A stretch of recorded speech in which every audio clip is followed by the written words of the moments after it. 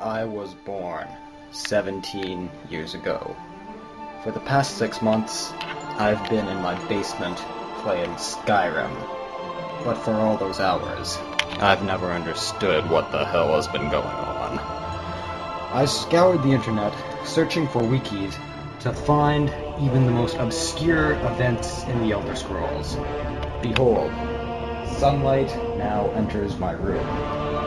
These are the early hours of the morning, and my few moments of free time. Fueled by obscene amounts of caffeine, I search for the events of the Elder Scrolls lore.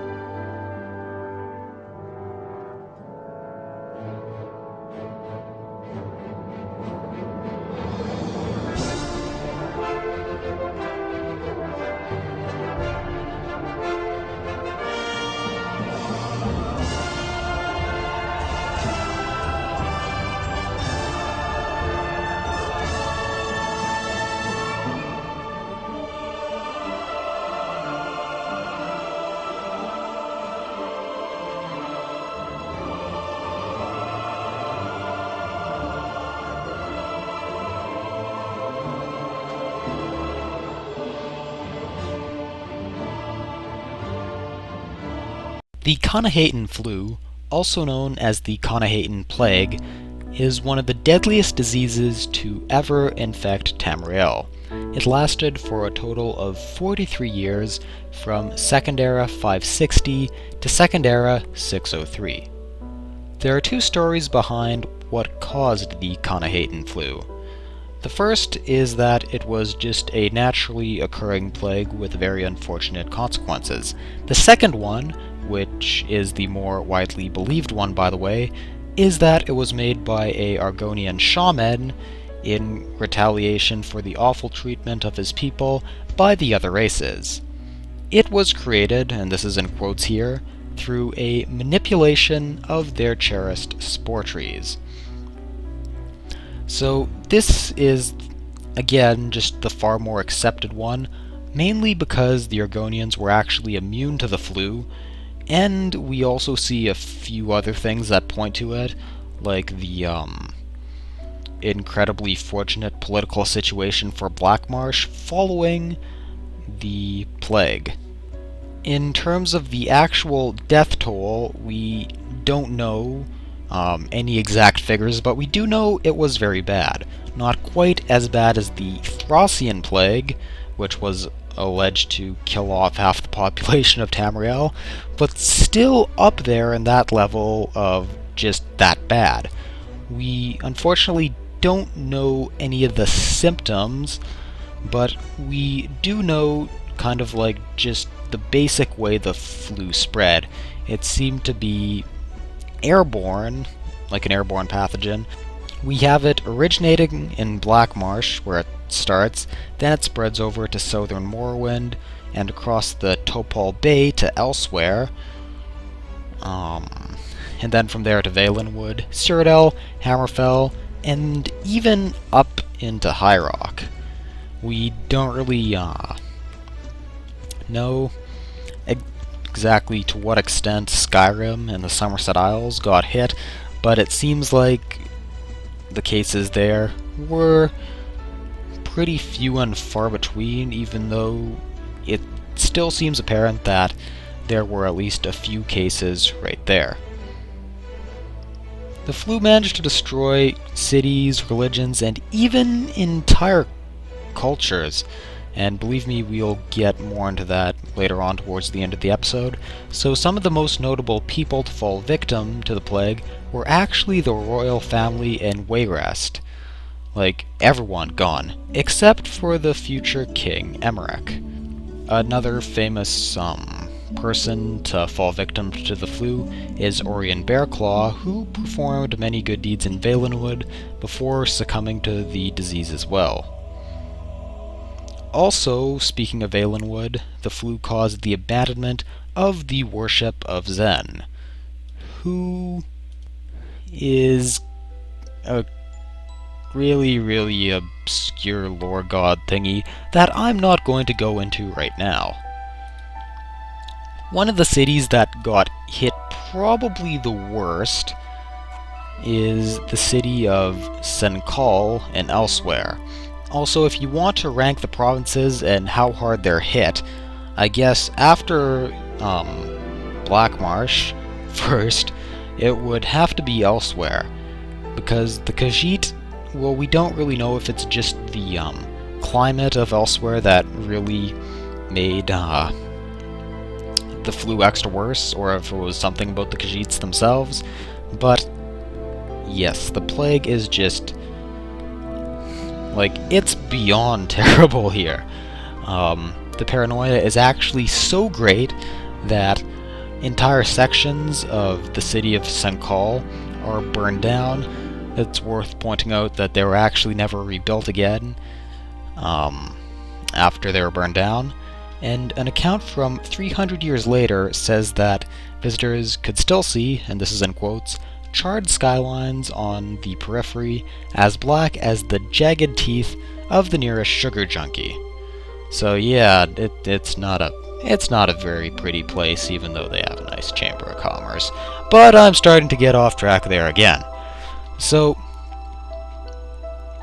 oh yeah, one more important thing to point out here with the whole elsewhere thing is that the Khajiits actually get a lot of help from the Altmer, so the High Elves, who with either advanced magic or medicine or some combination of the two actually managed to save quite a few Khajiits from the flu and greatly alleviate the pain. And this is one of the key factors that binds the races together and helps, like, really helps solidify, well, build the base for the first Altmer Dominion that we see in the Elder Scrolls Online. So of course that's the alliance between the Altmer, Bosmer, and the Khajiit. Okay, so back to what I was saying. So elsewhere is hit unspeakably badly, but yet I say Blackmarsh got actually hit worse, and wait a minute, the Argonians are immune to the flu. So it's time to introduce an insanely obscure lore thing. And I know this episode is already insanely obscure, but we are getting just that much deeper. So I've actually mentioned these guys in like one sentence in the Thros episode, and these are the Kethry. So they're actually a race of men with silvery metallic skin who live in Blackmarsh.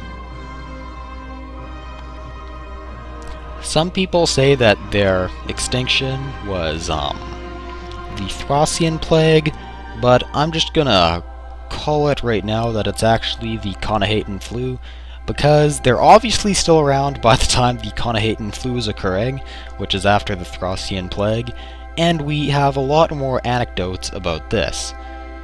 So it's eventually gone to the point that just so many of them are dying, they actually just have to evacuate Blackmarsh altogether, like, just with what's left of them. So they get onto a ship, like one that they built presumably, filled with refugees, and leave the shores of Blackmarsh on the 9th of First Seed, Second Era, 563. And they sail all around Tamriel, only to be turned back at every port. After 1 year at sea, they reach Hammerfell, and with no one to shelter them there either, they sail west, never to be seen again. Out of guilt, the people of Hammerfell honor the 20th of Rain's Hand as the Day of Shame, where no one leaves their house, because it is told that the Crimson Ship will return on this day. So on that uplifting note, that's really about all there is to say about the Knahaten flu. I know it's, like, insanely obscure even for the standards of the stuff I cover, but you see it crop up and referenced at least enough times in the various books. I figure it'd be good to just kind of cover the whole thing. Oh yeah, speaking of which, sorry, I'm not very organized today. Another reason to think that Black Marsh did this is actually because we see them rising to prominence after the plague has been released, supposedly. So keep in mind, this is just shortly after the dissolution of the Second Empire.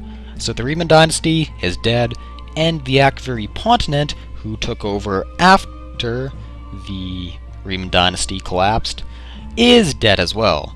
So Cyrodiil is already really losing its grip on Black Marsh, and after the flu, their grip, their tenuous grip, faded away completely, so Black Marsh got a lot of autonomy. Also, it got the Dunmer off their backs for a while, so to speak, and they had the place to themselves, so they wouldn't have to share it with the Kethry anymore. It's kind of interesting to speculate what happened to the Kethry, whether or not they managed to find a homeland, or whether or not they're just extinct now. As much as I'd like to see them return and see it explained later on, I'm kind of having to go with there's probably nothing left now, just because the ship did have the plague on it. We saw just how badly that plague affected the rest of their race, and besides Thros, which is certainly not the most hospitable place, in fact, out of all the continents, Thros isn't a continent, it's an island chain, but whatever, you get the idea. It's about as unhospitable as you can get. So, I'm gonna say, likely not, but you know what, who knows? In fact, there are some people who think, and some sources that say, that part of Yokuda may still be around, so who knows, maybe they got there. And who knows, maybe they made a deal with the Slode to get revenge on Tamriel for not taking them in. However, that's a speculation episode for another day, so I'm TheLoopyAlchemist. Thank you so much for watching, and I'll see you next time.